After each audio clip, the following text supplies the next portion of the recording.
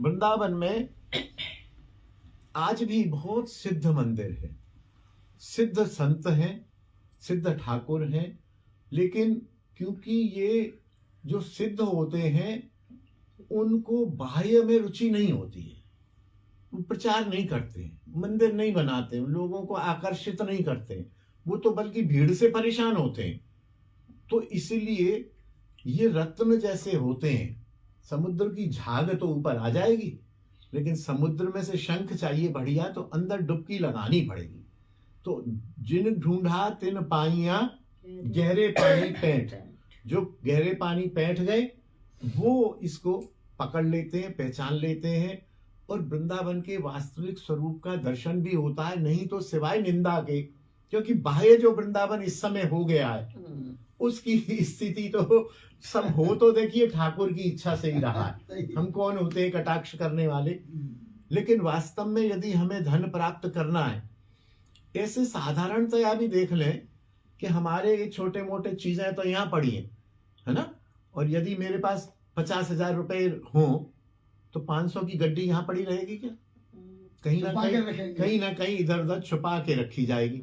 और उसके अलावा मान लो कुछ 1-2 तोले 4 तोले गोल्ड हो वो 50,000 से भी ज्यादा छुपा के रखा जाए। जितनी महंगी चीज होगी उतनी छुपी रहेगी। ये सिद्धांत है, आप समझ लीजिए। सही है। और जितनी थोथा चना बाजे घना, जो ज्यादा बाज रहा है प्रणाम उनको भी है, ऐसी बात नहीं है, लेकिन एक सूक्ष्मता की बात है कि अगर रत्न ढूंढना है, वृंदावन में पंसारी की 400 दुकान होंगी, ज्वेलर्स 4-5 ही हैं शायद, और उस ज्वेलर्स में भी डायमंड ज्वेलर 1-2 ही है।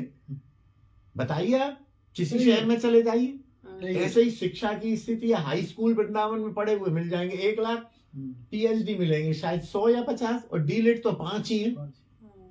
तो जितना हमें अंदर घुसना है ना, ये मैं इसलिए बता रहा हूँ। ऑनलाइन पर भी मेरे ऑनलाइन पर भी मेरे वैष्णव सुन रहे हैं, प्राय ऑनलाइन वाले जो संत डोल रहे हैं व्यावसायिक रूप में, तमाशा बचा रहे हैं, उनमें वो सच्चा संत ढूंढते हैं। अरे उनमें सच्चा संत कहाँ से मिल जाएगा? संत हैं, हमसे तो बेटर हैं, देखिए क्षमा करना, हमसे तो बेटर हैं, हम तो उनको प्रणाम करेंगे। लेकिन अगर सच्चा संत ढूंढना है, आचरणशील संत ढूंढना है, तो वहां जाओ जो छुपा हुआ है। फेसबुक पे और इधर उधर कोई अच्छा संत नहीं मिलेगा, कोई भी नहीं मिलेगा। वहां तो कथावाचक हैं, कथा कर रहे हैं, कला है, उनको भी कोटि कोटि प्रणाम है, निंदा उनकी भी नहीं है, क्योंकि वो भी प्रचार कर रहे हैं, कम से कम अच्छा तो सिखा रहे हैं, अच्छा सिखा रहे हैं। अच्छा आप ये बताइए कि हम एमए करना चाहते हैं तो हम क्या तीसरे क्लास के अध्यापक को क्या बदतमीजी से पेश आएंगे? अरे चढ़ेंगे तो वहीं से। जो कथा सुना रहे हैं वो कितना हम लोगों का कल्याण कर रहे हैं, लेकिन वो हमारा कल्याण कर रहे हैं। तीसरी क्लास पास करो और भैया 4वीं 5वीं 8वीं हाई स्कूल में बढ़ो आगे। तुम यदि सच्चे संत की तलाश कर रहे हो तो उनकी तलाश करो जो सच्चे संतों के साथ रहते हैं। वो एक उर्दू का शेर है, जो तू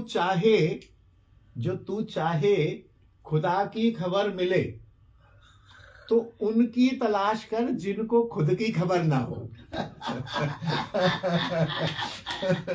उनकी तलाश कर जिनको खुद की खबर ना हो, तो वो तो खुदा से मिला देंगे। लेकिन जिनको खुद की भी खबर है, अपनी कुंजिया भी बन रही है, गेस्ट हाउस बन रहे हैं, मर्सिडीज गाड़ियां चल रही हैं, अब भीड़ ही भीड़ चल रही है, ठीक है, प्रणाम तो उनको भी है, लेकिन वहां वो स्वर्ण नहीं है। वो ऐसे ही जैसे हमारे तार फारसी पड़ी हुई है ना, वो इस तरह के काम तो ये भी देते हैं, चाहे 1000 का है चाहे 2000 का, काम तो देता ही है, बहुत बढ़िया ही है, हमसे तो अच्छा ही है, लेकिन रत्न हमेशा छुपे हुए मिलेंगे। इसलिए ठाकुर कृपा करें कि हम ऐसे रत्नों के बारे में सुनते रहें, समझते रहें, और कोशिश करें। अब ब्रजमोहन दास जी तो विराजमान नहीं है, लेकिन सूरमा कुंज में जरूर उनकी समाधि होगी, उनका चित्र होगा। अभी मेरी टेक्निक बहुत ही प्रारंभिक स्तर की है, नहीं तो आजकल ऑनलाइन में उनके चित्र वगैरह भी दिखा दिए जाते हैं। तो वो सब मैं तो चाहता हूँ यहाँ पर उतना ही परोसा जाए कि जिसे जाना है वो जाए, वहां देखे, करे। सब कुछ ऑनलाइन पर परोस दिया जाएगा तो उससे कुछ लाभ नहीं होना, कुछ नहीं होना। तो सभी के चरणों में प्रणाम करता हूँ, आप सबको प्रणाम करता हूँ। जय जय।